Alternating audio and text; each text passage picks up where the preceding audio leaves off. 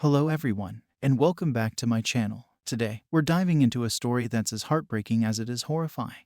It's a tale that exposes the darkest corners of human emotion and raises questions about the society we live in. Please note that the content may be disturbing for some viewers. Viewer discretion is advised. Lauren Landavazo and Michaela Smith weren't just ordinary 13-year-olds. They were the epitome of youthful exuberance and innocence. With hearts full of dreams and eyes sparkling with the promise of tomorrow, they were the kind of kids who could light up a room just by walking into it. Their laughter was infectious, their spirits unbreakable. Lauren, in particular, was experiencing one of the most beautiful phases of teenage life, her first love. Her family was so touched by the depth of her feelings that they even referred to her boyfriend as her love in her obituary, a testament to the purity and sincerity of her emotions. But here's where the story takes a heart-wrenching turn. On an afternoon that started like any other, filled with the simple joys of friendship and the anticipation of the weekend, their lives were irrevocably altered. An afternoon that should have been nothing more than another page in the diary of their youth became, instead, a tragic final chapter for Lauren and a life-altering event for Michaela. So, as we delve into this story, let's not forget the vibrant lives that were impacted. Let's remember Lauren and Michaela not just as victims of a terrible crime, but as the beautiful, lively young souls they were. And let's honor Lauren's memory by acknowledging the love and joy she brought into the world, even if her time here was devastatingly short. On that fateful day, the sun was probably shining just a little brighter, and the air perhaps felt a little fresher. Lauren and Michaela were walking home from school, their backpacks bouncing with each step, their laughter filling the air. They were engrossed in the kind of conversation that only best friends understand, a secret language made up of giggles, inside jokes, and shared dreams. As they took their usual route through an alley near the school, Michaela's eyes met those of a man sitting in a parked car. He was a stranger, someone neither of them had ever seen before. His gaze locked onto hers, and for a moment, time seemed to stand still. It was as if the universe itself held its breath, waiting for what would come next. And then, in a split second that felt like an eternity, the unimaginable happened. The man pulled out a rifle, and the sound of gunfire shattered the serenity of their youthful world. The laughter that had filled the air just moments before was replaced by screams.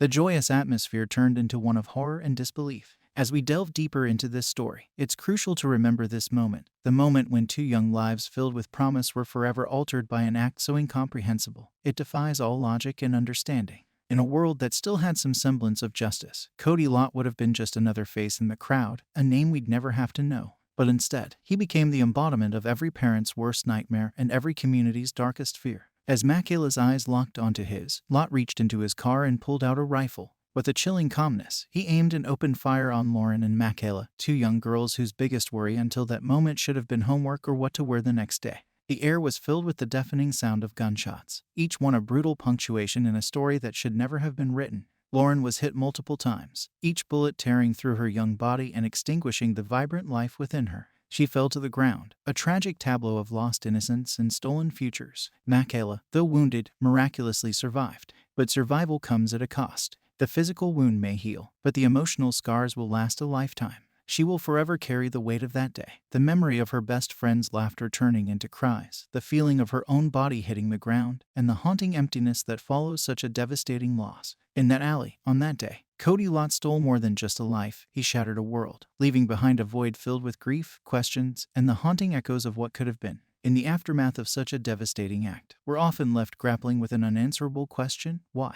Why would someone commit such a heinous crime? In Cody Lott's case, the answer is as disturbing as it is incomprehensible. Upon his arrest, Lott was disturbingly forthcoming. He admitted to the police that he was attracted to Lauren, a young girl who had her whole life ahead of her. But what's even more unsettling is that his attraction turned into a violent rage simply because she was in a loving relationship with her boyfriend, as if love was something he felt entitled to regulate or destroy. But the darkness doesn't end there. Lott claimed that he had planned and thought it out after talking to the devil about it. This wasn't a spur-of-the-moment act of madness. This was premeditated, cold-blooded murder. He had conversations, not with friends or family, but with his own twisted thoughts, egged on by what he described as the devil. It's a chilling glimpse into a deranged mind, a mind that decided to act on its darkest impulses, leaving a community shattered and two families forever broken. His motive wasn't just jealousy. It was a toxic cocktail of emotional turmoil, twisted logic, and a complete disregard for human life. As we try to make sense of the senseless, we're left with a haunting portrait of evil, a reminder that monsters don't always lurk in the shadows. Sometimes they walk among us, hidden behind a human face. In the wake of such an unimaginable tragedy, the crime scene told a story of its own. Police found 15 shell casings scattered on the ground, each one a chilling testament to the horror that unfolded. Lauren was shot 14 times, a number that will forever be etched in the minds of those who loved her. Michaela was shot once but survived, forever scarred by the events of that day.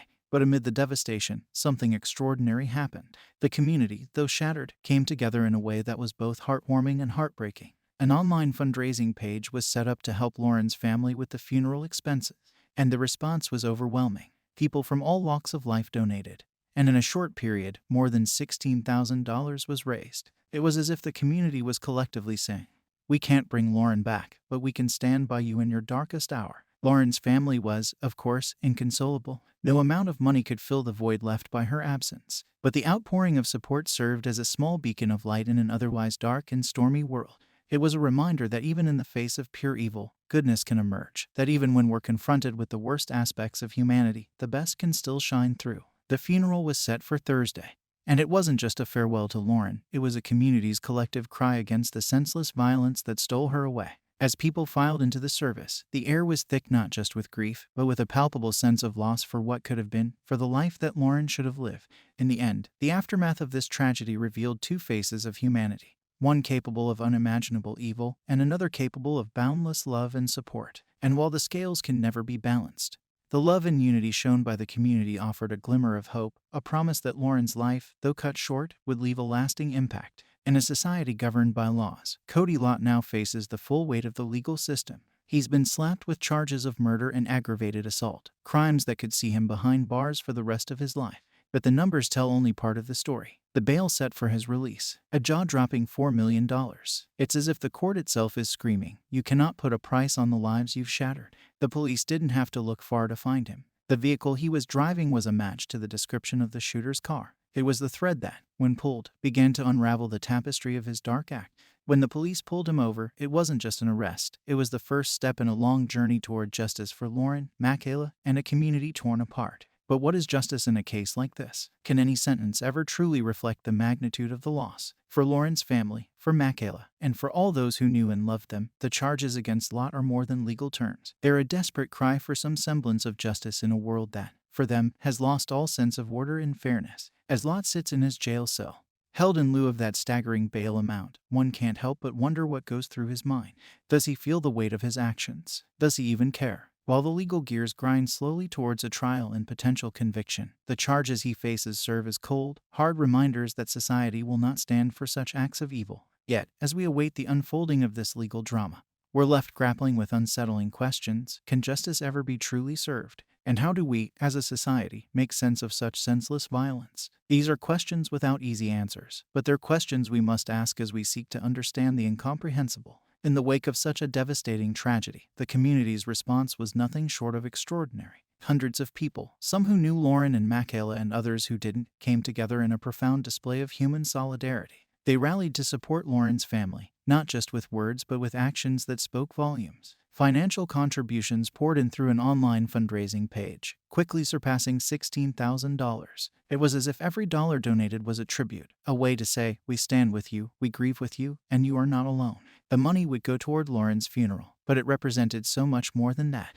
It was a collective act of love and defiance against the senseless cruelty that had taken Lauren away. But it wasn't just about the money. Emotional support flooded in from all corners. People shared stories, memories, and even simple messages of hope and strength. Lauren's family, in their darkest hour, was enveloped by a community that refused to let them suffer alone.